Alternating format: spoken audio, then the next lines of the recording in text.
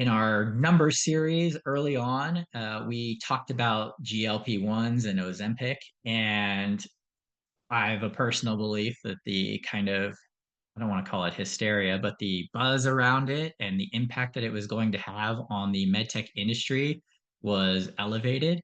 I think that we have started to see these concerns kind of simmer again. For a quick reminder for those who aren't aware, the GLP-1 type medications are certainly not the first weight loss craze drug that has been introduced to the general population, and I'm sure it won't be the last. I think that there is a place for it within the management of obesity, which is a serious um, pandemic at this point.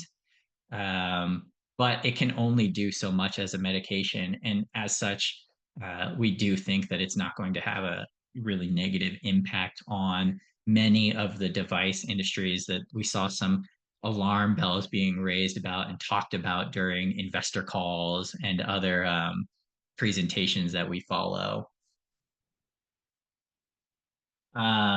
That being said, so this is just kind of tying into what I was just speaking of, which is chiefly that they're going to play a part. It's going to go into the toolkit in managing these types of patients that require it. I think that especially as an elective, you know, fad drug to help people cut weight, that's going to continue to be a utilization for the time being. But for the patients that have severe obesity, patients that have severe forms of cardiovascular disease or other um, kind of chronic diseases that are exacerbated by obesity, we don't think that GLP-1s are going to disrupt those markets significantly.